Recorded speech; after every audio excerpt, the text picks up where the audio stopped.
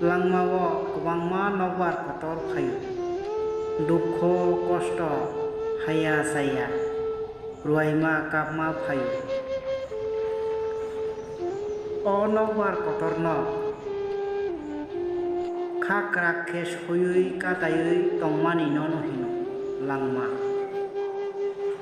langma tongsak dukho tongnai suk tongnai kaham tongnai hamia tongnai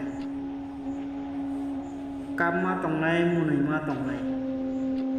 joto milino langma bai gwdaljak o hayungo Langma Kaisa natokni moncho chung joto o natogo obinoy khlaio shuru pherma ongkha chung janijan choritra ba character alka alka thangui tongmani hai tongthongma o songcharo tai kuno kurui nini gana ginir busu naithokma hayung mokolbai naimani sai bukhani mokolbai kahamke naithok hinkhe si nungnai hayungni naithok nuithok tongthok jathok langmao salni sal kisuna kisu kwtal khlainani wansongnani nang Langma Kaisa barasa nini samung tangjangnai tongkhe jora tongsani no samungno tangui paidi borokni wansongma phang korui hinkhe o hayung asuk chungsasa phusasa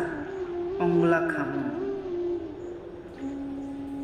borokni saktarmani tai wansokma tongmani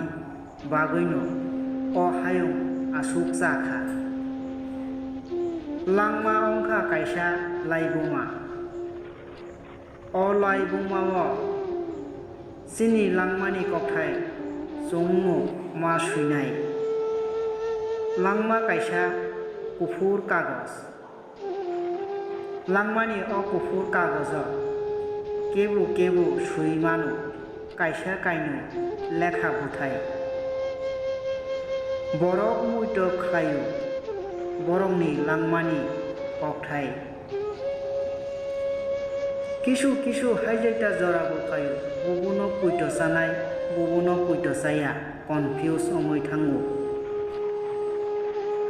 o jorao bubuno businai bubuno busia bubuno saimannai bubuno saimanya obono langmao jotoni sai haimani jora hamia Langma Kaisa thumung wa thela je borok khano krak khlaioi buddhi khataioi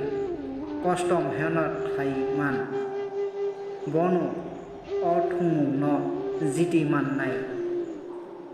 besibak borok nijino huijagoi tongnani jajago bonayo bui bono rutugoi karithong o sungsaro sabo kaham borok jotono sayoi rutugo Hiraba niji sak kaham ongnani naiya nung nini kamba samno salute khlaidi hinke nung taike buno salute khlainani nangala nini kamno nung respect khlaika boinono salute khlainai nung jodi nini kamno respect khlaiya dam ruya tai phakiru hinke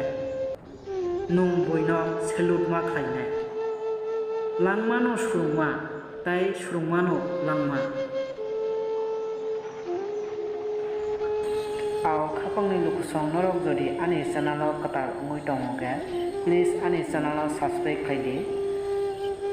paithak jora angbai kurungoi tongmani bangoi norok no kha kasangni hambai yafaro jotono khulumka